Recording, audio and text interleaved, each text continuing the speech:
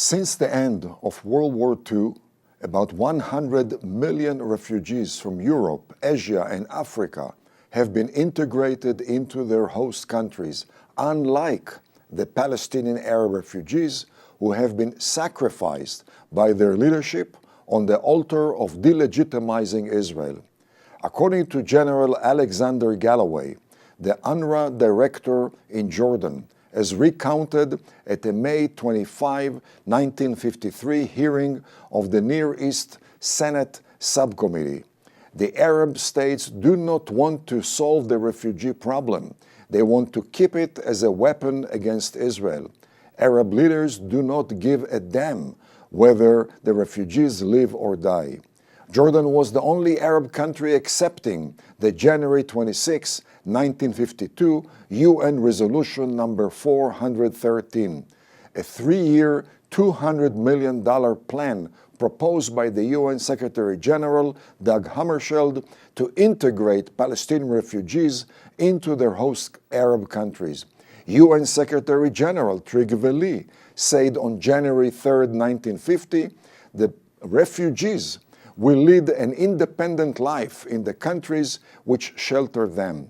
The refugees will no longer be maintained by an international organization. Dr. Elfan Rees, an advisor on refugees to the World Council of Churches, contended that due to Arab deception and pressure, the UN Relief and Work Agency, UNRWA, is feeding the dead and non-refugees, according to the New York Post, June 11, 1959. UNRWA was established on December 8, 1949 as a temporary 2-3-year relief agency, but became permanent, the largest UN agency, overstaffed, featuring a $1 billion pension fund and used as a dagger aimed at Israel. UNRWA deals only with Palestinian refugees, employing 30,000 people, compared with 6,400 people employed by the UN High Commissioner for Refugees, which deals with 60 million refugees. The UN High Commissioner for Refugees ends refugee status and minimizes their numbers. However, UNRWA perpetuates and exacerbates refugees' status and inflates their numbers.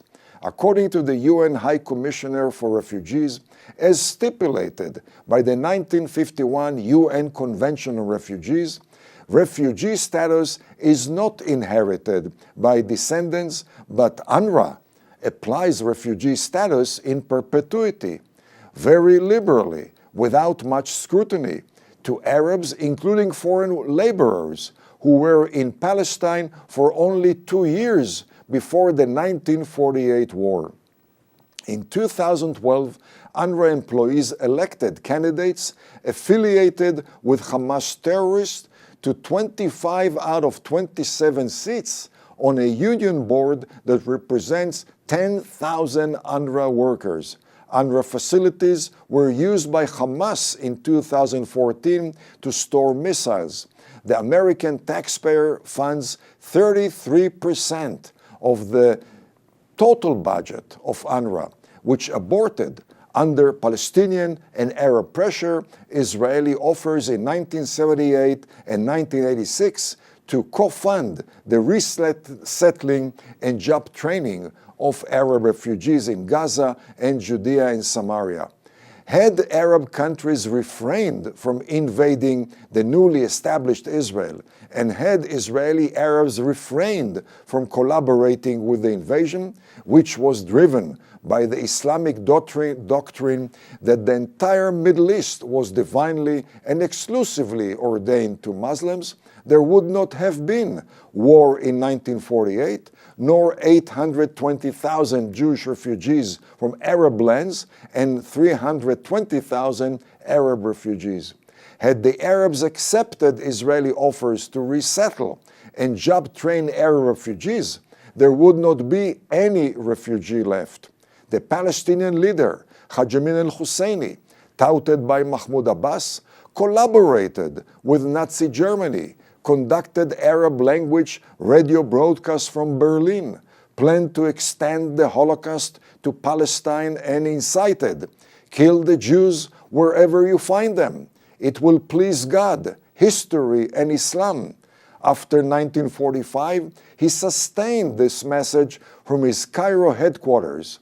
On November 24, 1947, the acting chairman of the Palestinian Arab Higher Committee, Jamal al-Husseini, threatened, "Palestine shall be consumed with fire and blood if Jews get any part of it." The commander-in-chief of the invading Arab Liberation Army, Fawzi al-Kaougji, a Nazi collaborator, threatened in August 1947, "Should the UN vote the wrong way, we Arabs will initiate a total war, murder, wreck, and ruin."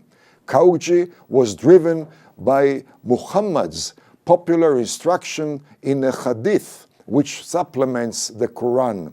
"The stone behind which a Jew will be hiding will say, 'O Muslim, there is a Jew hiding behind me, kill him.'" The Cyprus-based British Near East Arab Broadcasting reported on April 3, 1949, the Arab Higher Committee encouraged the refugees' flight from their homes. The first U.S. ambassador to Israel, James MacDonald, wrote in My Mission in Israel, which was published in 1951, the refugees were on Arab leaders' hands as a result of a war which they had begun and lost. Most Arab governments show no real concern for the refugees. The most authentic, rogue, and sadistic nature of the Palestinian Authority and a key obstacle to peaceful coexistence is reflected by its hate education and opposition to the resettling of Arab refugees, lest it undermine the campaign to delegitimize and dehumanize Israel. The next 6-minute video will highlight the 820,000 forgotten Jewish refugees from Arab lands.